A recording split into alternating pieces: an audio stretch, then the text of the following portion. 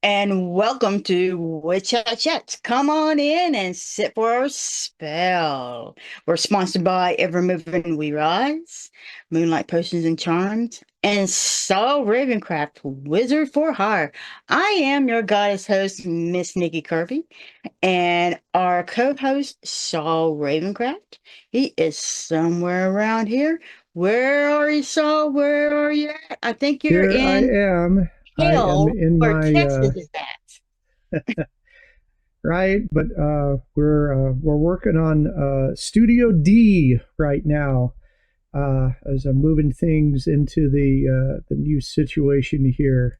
So it's pretty rough, but it's much more indoors, which is helpful to me because it's hot outside. I bet so. You still dealing with those 103 temperatures?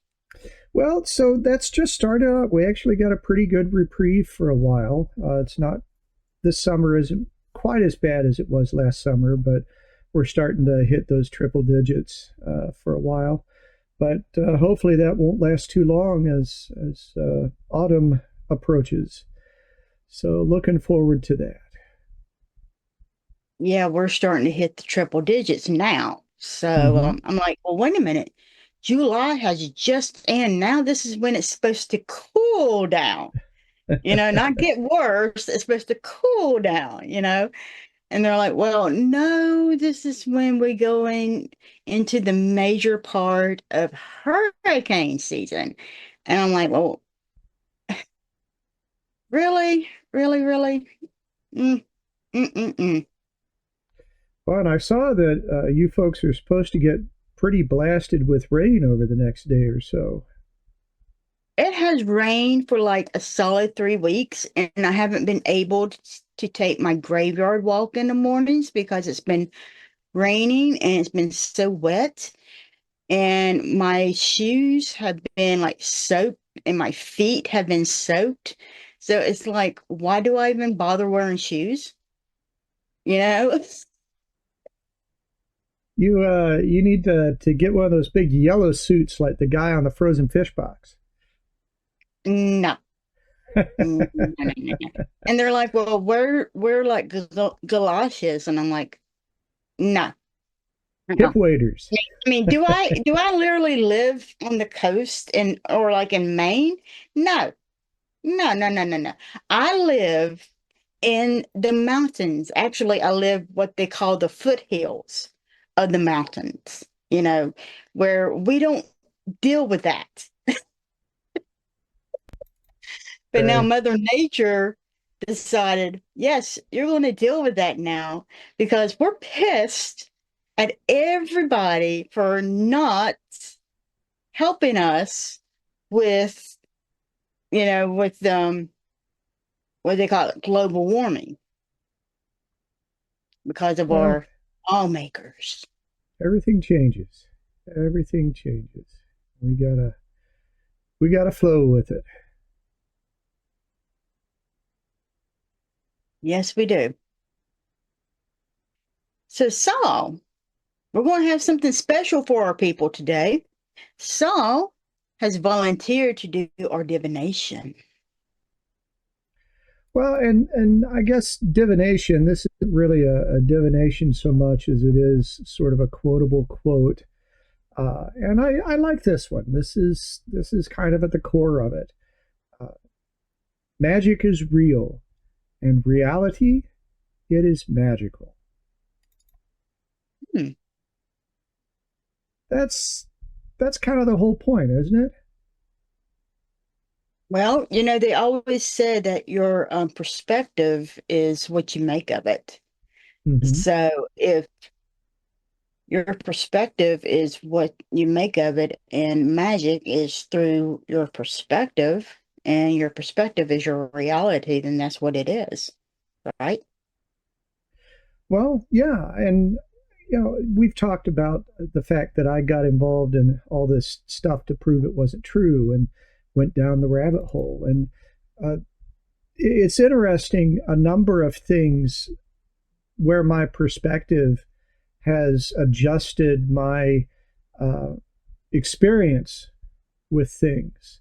That there were a lot of ideas and a lot of things that people would share with me that I had to debunk. I had to explain the fallacy of their thinking and their experience.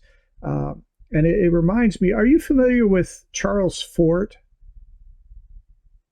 I've heard the name. Can you remind me? So Charles Fort, he was a journalist at the turn of the 20th century. And in the 1910s and such, he started writing books. His first book was called The Book of the Damned. Oh, yeah. And he's where we get the term Fortean for just weird stuff.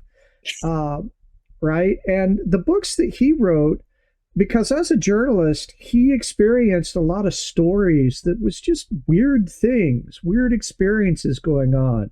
Fish falling out of the sky, red rains in Ireland, and that sort of thing. And science, of course, was emerging as a more solid discipline at that time.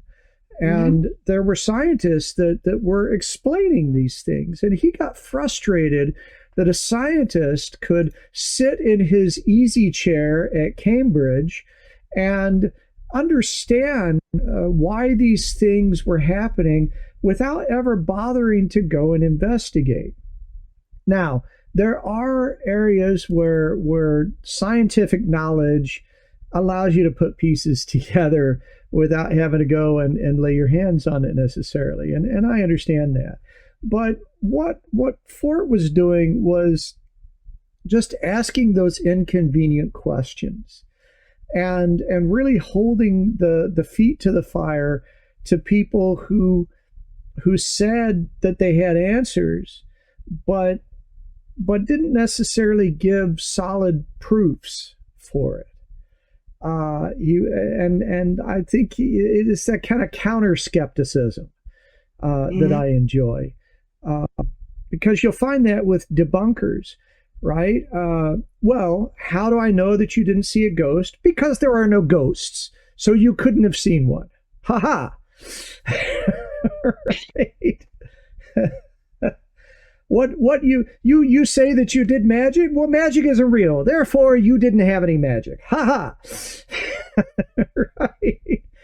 That's kind of the mode that some people get into, and that's not really proof. Right. um, and I was in that same sort of trap myself, and the fact that I see things more through a magical lens today and experience things more through a magical lens, does that mean that the way that some people talk about magic, does that mean that Harry Potter is real? Right? Well, no, not exactly, but kinda. Right? And it just, I quit worrying about some of this stuff and starting to enjoy the metaphor. Um, and so Charles Fort, I think, really grasped the idea of the wonder of things, and allowing us to grasp that. Joseph Campbell, who we've talked about before, is another one who did that. He talked about religion and all of people's myths and stories. They're metaphors. Right. And when you get upset about what this particular myth says, and arguing about its truth versus what all the other myths say, well, you're stuck on the metaphor. Right, right. You're Or the simile. yeah. It's like earlier today when I was talking to a couple of my gentlemen callers to say, I don't understand why people in general, why they don't like to just pick up the phone and call somebody. Okay. I don't get that. They rather text you or what they call chat, or they just rather email you than pick up the phone and call somebody. You know, that is what Alexander Graham invented the telephone for. If you guys didn't know that. And if you don't know who Alexander Graham is, he's the one who invented the telephone in the first damn place. Okay. Um, and if you don't know what a telephone is, that is the predecessor to what you're holding in your damn hand. Okay. Um, Right. Well, I can answer to that for myself is I don't necessarily feel like people are looking for my calls. That if I call someone out of the blue without some sort of permission, that I'm going to be disturbing them, interrupting them, um, uh, sort of invading their day. And so for me, I like to do some kind of a little text or something like that to make sure that I'm not inconveniencing people by calling them. with I don't with want to bother them. well, me, okay, I am too busy half the time.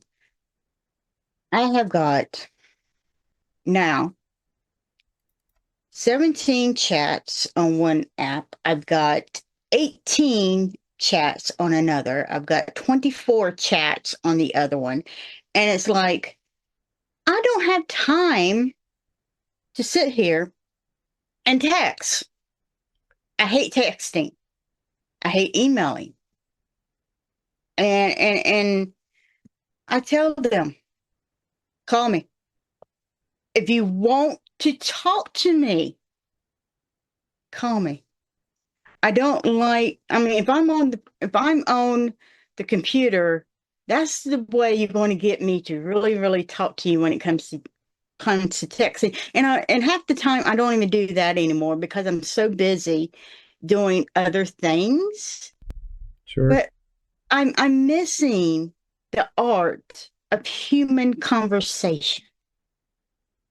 I see people in the same room facing one another. Literally, they're like this close, 10, not even 10 feet apart. And they're having their phones out and they're texting one another. And I'm like, what the hell is this? You know, this is the art of conversation. What the hell is this? Can you guys not sit down and take your phones away and just literally go, hey, what's up? How are you doing? And start talking normally to one another. Sure. What's going on with these younger people? And Well, and the new modes of interaction and there's a lot of isolation right now, and I admit, yeah, I'd love more personal contact with people, but it's hard to figure out how to make that happen right now. Um, I think a lot of us it's are easy. suffering by Easy. isolation. You pick up the phone, that thing you got in your hand, and you hit that green button that has that little telephone thing in there, and you push the number keys, their phone number in there, and then you hit that red button, you know, and then it rings, and a voice on the other end says hello. And then you go, hello, may I speak to such and such? And then they say, hey, how you doing? And you go, hey, how you doing? Blah, blah, blah, blah, blah, blah, blah, blah. And you talk to them instead of texting. Wonderful conversation. Well, I Wasn't like that the idea. What I usually get is, hi, I'm not able to come to the phone right now, but leave a message and I'll call you back. And then And you know what? I call people back if I like them. Like Saul, well, I'll that's call you probably back. what's going on. That But you know, explains a lot. but you know, the thing about it is, and I get people that whine. Why haven't you texted me back? Why haven't you texted me back? Like, really? How many times have I told you? How many times have I given you my phone number? Call me. Call me. If you really want to talk to me, you need to call me. That's a lot better way. Well, I'll keep that in mind with all my gentlemen callers. And my lady caller, same way. If you really want to talk to me, call me. Or better yet, make an appointment.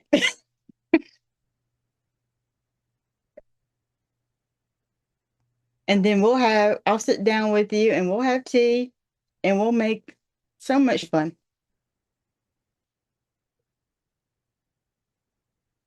It's a good way. But anyway, going back to our original quote. Yeah.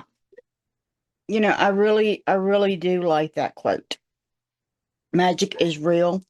And I love it when people turn around and say, hey, I got here and I didn't even use a bit of magic. And I used to laugh at them. I thought it was so funny. And I'm sitting there thinking, you never did pray. Sure. Or you never did meditate, or you never did use affirmations. Mm-hmm. Mm-hmm. Or you never did make goals, or you never did what else did you never do? What was that? What was that? Oh yeah, you never did plan to do anything. No, no, no. Or you never did do your research. Oh, you never did do, you just happened to dumb fuck get here. That's how you did it. Yes, you just dumb fuck got here. You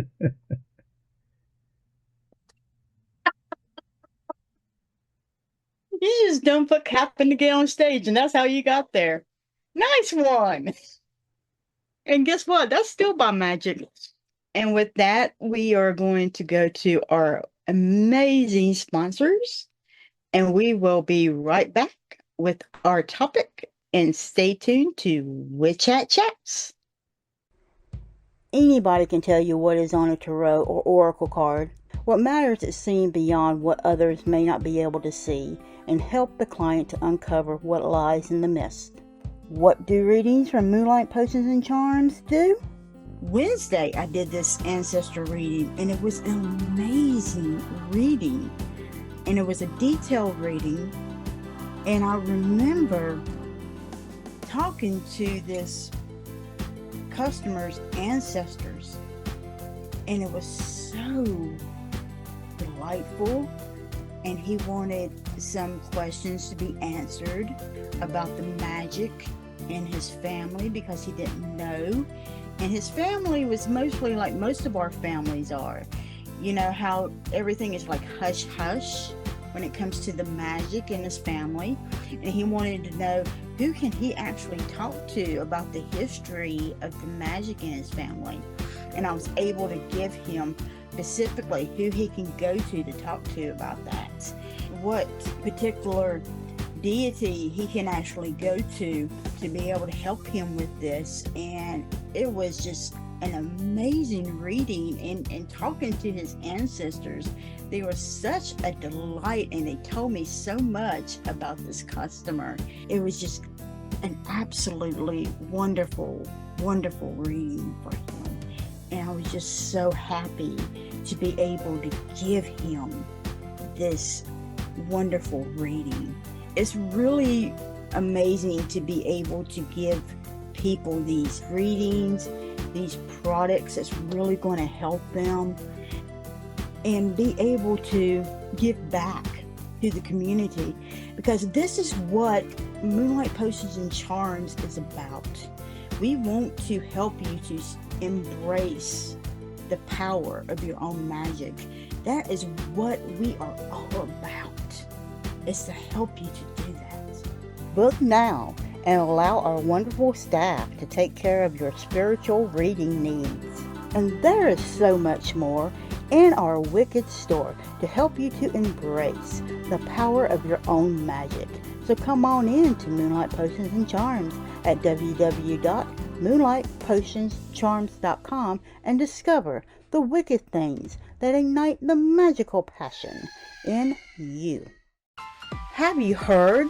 The King of the Crossroads, Papa Legba, has graciously opened the roads, paving the way for the Papa Legba Altar on the Go to be nominated as Outstanding Product of the Year in the 2024 Witchcraft and Occult Media Awards. Makes Papa Legba Altar on the Go stand out. Complete traveling altar kit. Everything you need for sacred space is right at your fingertips, all neatly arranged in a mystical painter's pail. And it's compact and convenient. A perfect, powerful temporary altar, whether you're a modern nomad, a military soul on the move, or a wanderlust-stricken traveler. It also has additional space for the personal touch. As customization is a key to your spiritual journey, the Papa Legba Altar on the Go leaves room for you to infuse your unique energy. Moonlight Potions and Charms and Papa Legba invites you to join the spellbinding spectacle at the 2024 Witchcraft and Occult Media Awards. Cast your vote for the Papa Legba on the Go as the Outstanding Product of the Year. Your support fuels the magic. Go to https://rb.gy/PC3F11 to cast your vote. Remember, your altar is not just a space, it's a step in your magical journey. Explore the depths of your inner self by visiting Moonlight Potions and Charms at mpcmagic.com. Be ready to embrace the power of your own magic. Have you wondered what spirituality is? Spirituality is limitless, as it does not contain any boundaries on beliefs or practices. Spirituality's most important component is personal experience and allows one to explore it freely. Evermoving We Rise is a spiritual moving tradition, as our name is our lifestyle, because we are persistently rising and moving forward. We realize that everyone's spiritual journey is extremely personal, but more easily traveled with reinforcement. We'll teach you to become friends with your shadow, emerge your authentic self, and give you time and space to develop your own spirituality. And when situations bump back, you'll have the entire community behind you, as we are a magical family who work to sustain each other. Discover the benefits of working within a society dedicated to helping you grow on your personal path. Visit us on our website, Linktree, or Facebook page and discover why we don't fit in the box. And welcome back to Witch Hat Chats. I am Saul Ravencraft. I am here with Miss Nikki, and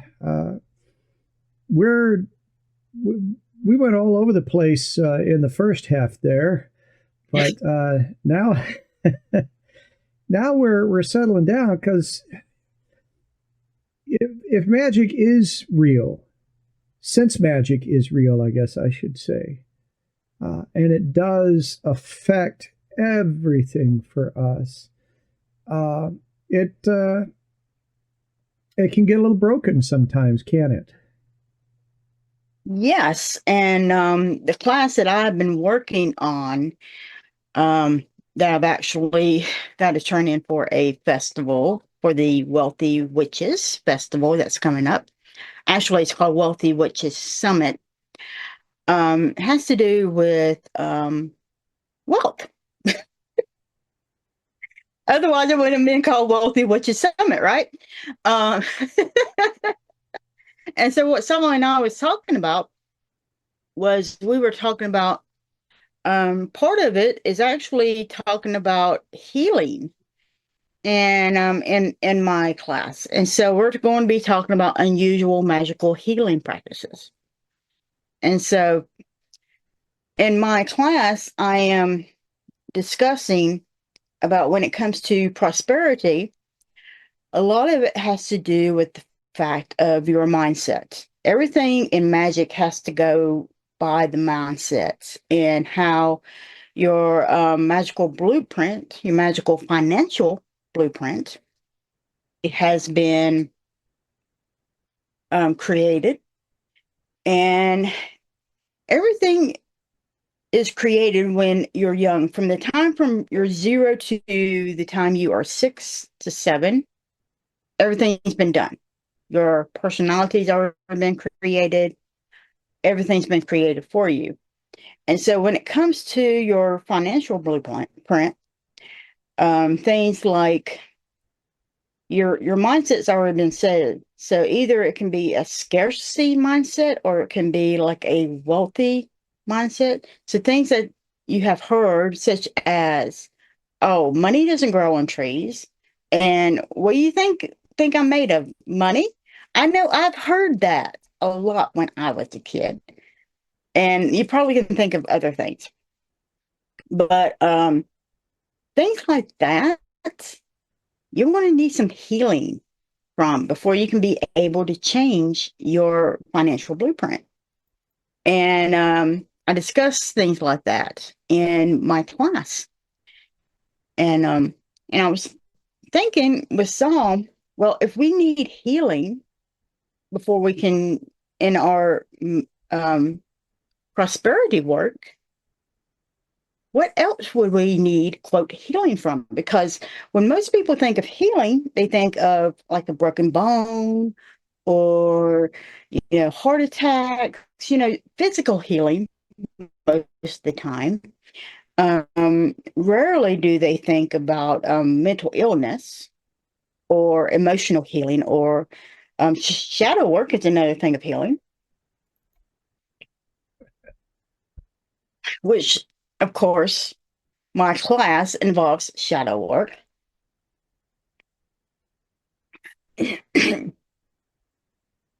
Well, before we go too much further into this, let's circle back for a moment because you said that our ideas take shape when we're about 6 years old, but that doesn't mean that it's that way forever, right? That our initial, if we do nothing, if we make no changes, our 6 year old perspective is what naturally stays with us. But obviously, we're able to change our perspective, we're able to change our understanding, but it's not going to happen by itself. We've got to put energy into it, we've got to put effort into it. And it's something that can happen to us over and over again. Yes, but you repeat the same patterns, and it's not just by the time you're 6. I mean, it's the whole thing. There's more than just one of that. The thing about it is you've got patterns, and you're going to be repeating those patterns and repeating those patterns and repeating those patterns and repeating them throughout your entire life. And you don't understand it until you actually, number one, you become aware of it. You start recognize it, and you recognize what is the cause of it. You have to recognize that cause. So if you don't recognize that cause, then how are you going to be able to change it? I mean, you can be told, oh, this is a new thought. And you can be running after that new thought all your life, but never be able to put it in practice because you have this old thought that is so deep down in the core of Saul Ravencraft. It is so deep down that Saul Ravencraft doesn't even know it's in Saul Ravencraft. How can he get it out? He's got to get the root of it out first before this new information or this new seed can be able to grow. Because this weed is taking that new seed and it's crushing it. So how do you dig out what you don't know? Right. You have to go and do the shadow work.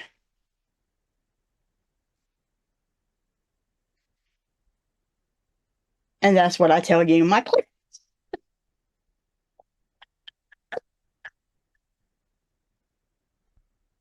So just So do that and everything will be fine. it takes some time. It's not something that you can do overnight. Everybody thinks you can do something like this overnight, and you can't. But it's going to take some time to be able to do it. But once you get it done, you can be able to look at things and make things better for yourself. The one thing about any type of magic, and Saul, you know this better than anybody, just like I do. Magic is not like it is in Hollywood. You can't just snap your fingers and money comes down Right. from the clouds. And if anybody knows that spell, please tell me. I Well, would people are love always to hear asking it. for it on the internet.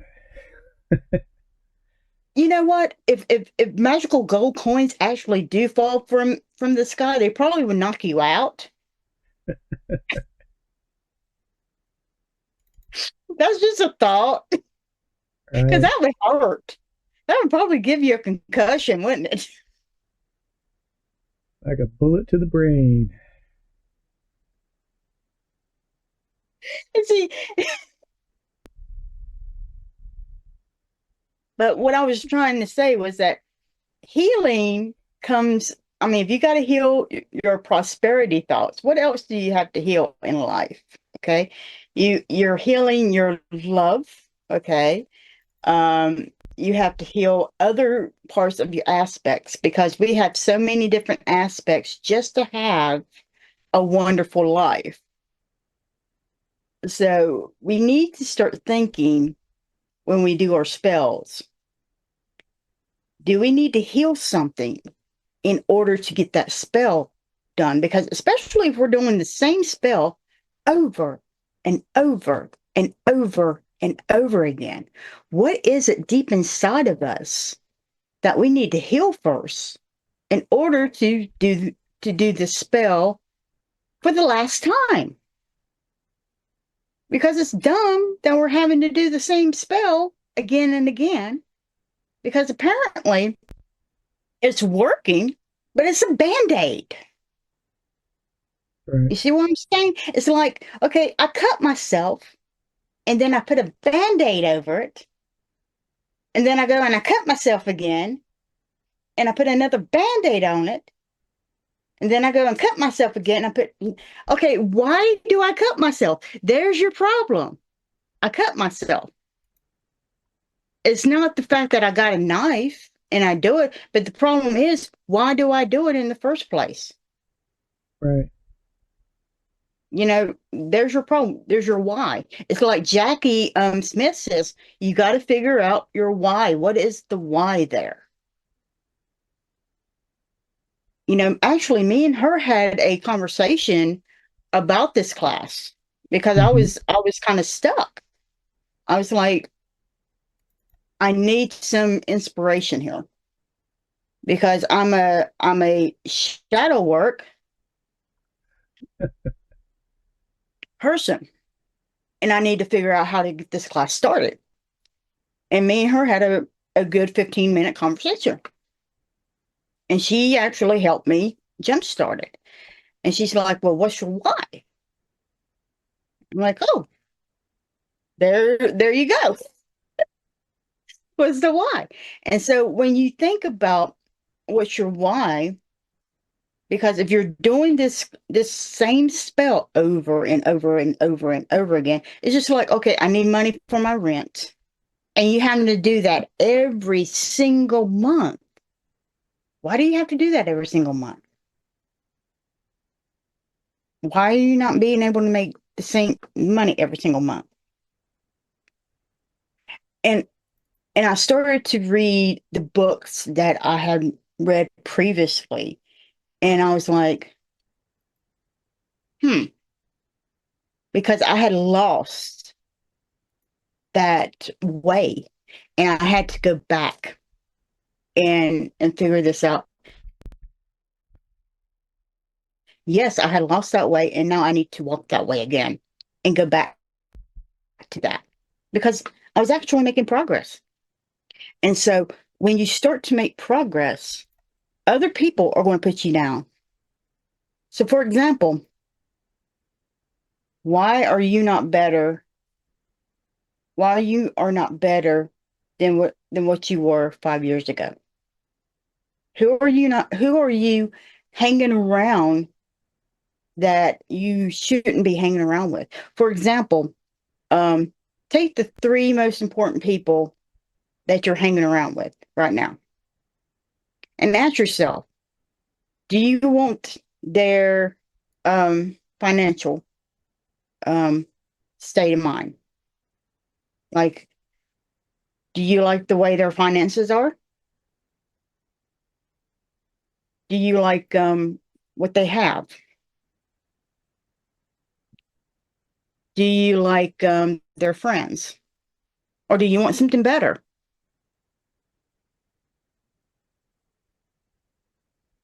Really? And it's okay if you want something better. It doesn't make them a bad person or not. Okay? Me, I want something better. I don't want to stay in the same frame of mind all my life. I want to be able to grow and reach my potential. This is what it's all about. Because spirit wants you to start out at the bottom, and then it wants you to grow and rise like the phoenix. That's what it wants you to do. That is what Evermoving We Rise is about.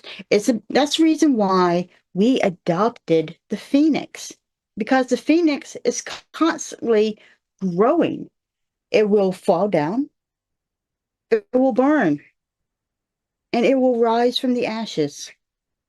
And then it goes and it burns again, and it rises from the ashes each time. And each time it becomes better.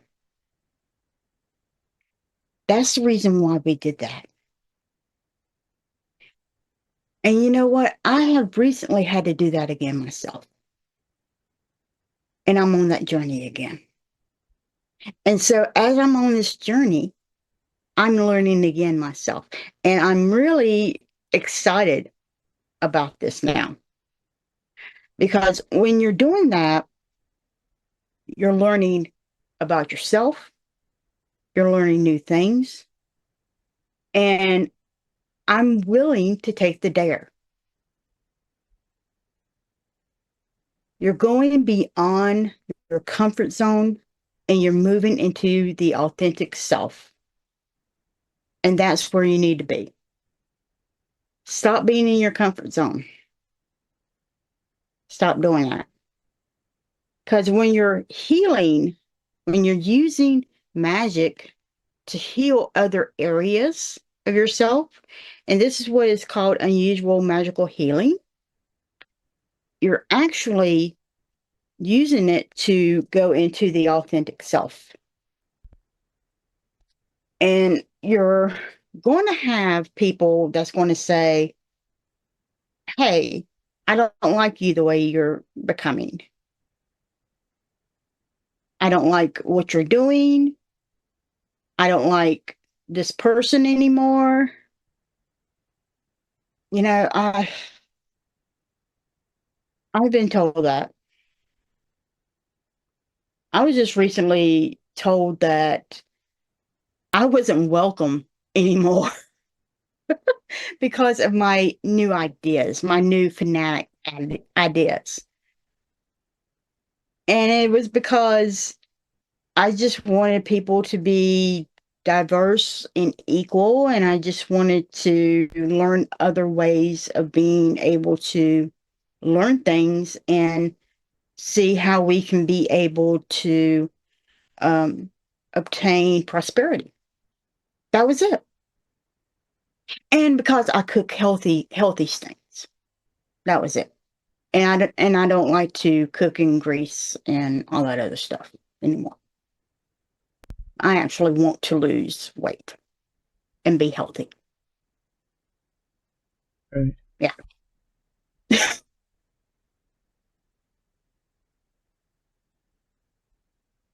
How crazy is that?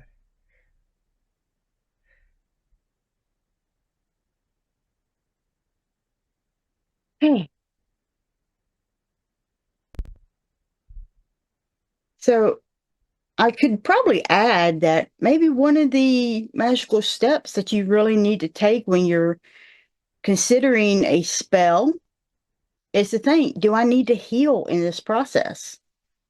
Is there something that I need to heal from? Think about that and go and ask your little witch. Say, hey, let's have a talk. Is there something that mom or dad or your brothers and sister, if you have one, or your cousins or whoever was around you when you were a kid, has said to you about, such and such? Have a conversation with them and be open because they'll tell you the honest truth, but they'll tell you in a kid's form. They won't tell you like an adult. They'll tell you in a kid's form. And don't be angry the way they'll tell you. Um, and learn to look at the world in a world of wonder. I find that the world is a lot more enjoyable when we do that. People look at me because I laugh a lot. They do. They look at me strangely. You know, I laugh at things that people don't laugh at because I think it's funny. Um, Especially when it comes to odd things, such as I even laugh at funerals. I do. Don't take me to a funeral. I'm going to find something funny there. I'm going to find something funny at weddings. Take me to a wedding. Yeah, that's going to be hilarious. And then don't put me in the middle of trying to catch that bouquet because I will not go. Oh, hell no. I won't go. I don't want to get married. Hell no. You think I want to be chained? Shit, no. Um,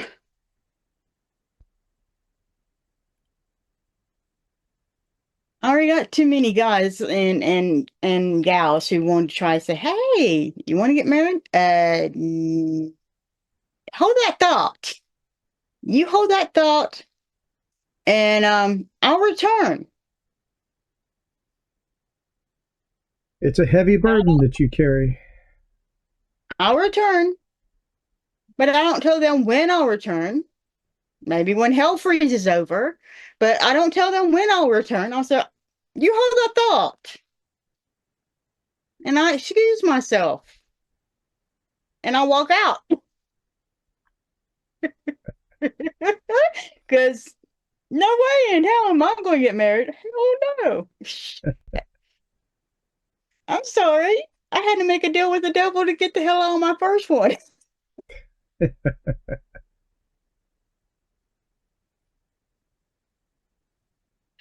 So, Saul, we got a few minutes left. So, what do you want to say to our audience? I think it's interesting how we circled back. We started with the idea that magic is real and everything is magical, and that's pretty much where you wound up. Is the the harmony of everything, and getting your perspective to a point where you get to be part of that harmony. I mean, I agree. It's all about intention. It's about vibration. It's about allowing yourself to settle in. It's challenging when you don't have the sort of reinforcing notes, that you don't necessarily have the community or the elders or whatever you want to call those people that sort of help beat that drum for you so that you can fall into sync with the idea. I mean, if you're surrounded by that, that's terrific. If you're not, it can be challenging to find other ways to generate that. But there are ways to do it. There are stories, there's music, there are ways to get those ideas into your head as you find your tribe and you find those people. So if you are feeling isolated, if you don't feel like you have that kind of support and reinforcement, try not to get fixated on that. Try not to get fixated on the wound, right? But get into the mode of doing things that do help support it. These are real old ideas. I mean, think about the times in society when the wise woman was kind of alone in her village. She didn't necessarily have a collection of like-minded people to reinforce. And so what did she do? She looked toward nature. She looked toward deity. She looked toward other kinds of things to reinforce. And we have to be able to do the same thing. We have to be able to look toward things other than other people to help us to learn and help us to find that vibration. Think about my cat, my little black cat, Bellatrix. Whenever I lay down, she gets so excited. She loves to see me being involved in the lifestyle. And she jumps up there and she lays at a discreet distance, no touching, right? But she lays there and she purrs and she admires the fact that I know how wonderful it is to lay down and to just relax. She takes profound joy from me participating in that. And it still makes me laugh, but also I it's a wonderful thing that she reinforces me in that way, so that when I'm having a day where I find myself just kind of going, falling asleep, and I realize, I own my schedule today, so I don't have anything to prove. If I want to lay down for half an hour, I can make that part of my day, and who else is going to reinforce me in that way? But the cat does. And we have lots of other teachers. I'm thinking when we were talking to Rick about the crows and the way, and the ravens, and the way that those Corvins teach him by just observing their behavior, observing their culture, feeling their vibration and absorbing that in. We've had that lesson over and over and over from different guests about how there are so many other ways that the universe can speak to you, that the universe can teach you.